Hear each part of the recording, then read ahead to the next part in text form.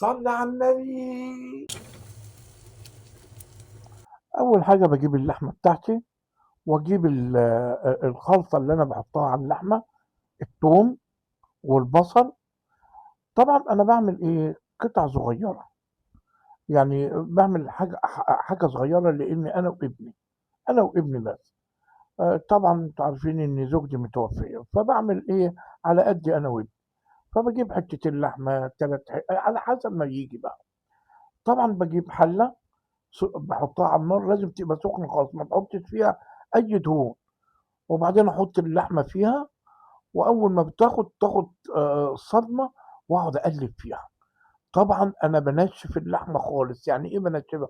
باحطها في التلاجة لغاية ما تعصر المَيّة بتاعتها خالص، عشان لمّا تنزل في الحلة ما تنزلّيش مَيّة، تاخد صدمة على طول زي ما أنت شُفت.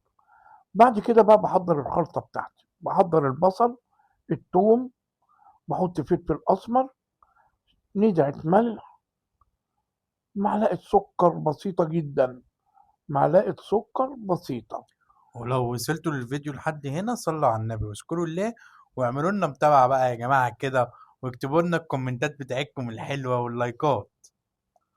وبعد كده بقى باقوم، بُصّوا اللحمة احمرت بقت جميلة إزاي، باقعد أقلِّب فيها لغاية ما تحمر كده. بعد كده باعمل إيه، باخد الخليط اللي أنا عملته في الكبة أحطه عليها، وأقلّبه تقليبتين، وأحط له مَيّة. المَيّة ما بتعلاش، يعني يا دوبك عُقلة واحدة، تبقى المَيّة عالية عن اللحمة، عُقلة واحدة، عشان خاطر دي مش شوربة، دي كمونية، اللي هو الكباب الحل. بعد كده باغطّيها، وأول ما تغلي باوطّي عليها، أول ما تغلي أو توطّي عليها واسيبها بقى براحتها. وكده اللحمة بتاعتنا شوف بقى حلوِت إزاي، بسم الله ما شاء الله. صلّوا على النبي واذكروا الله، وما تنسونيش في اللايك والشير والاشتراك في النجمة. صل على النبي. ادي ال ادي الكباب الحلة بتاعنا، ادي حلاوة الكباب الحلة، ادي الكباب الحلة.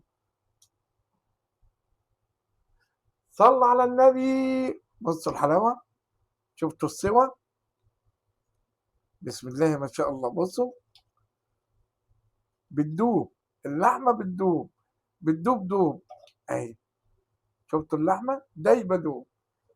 اذكروا الله وصلوا على النبي.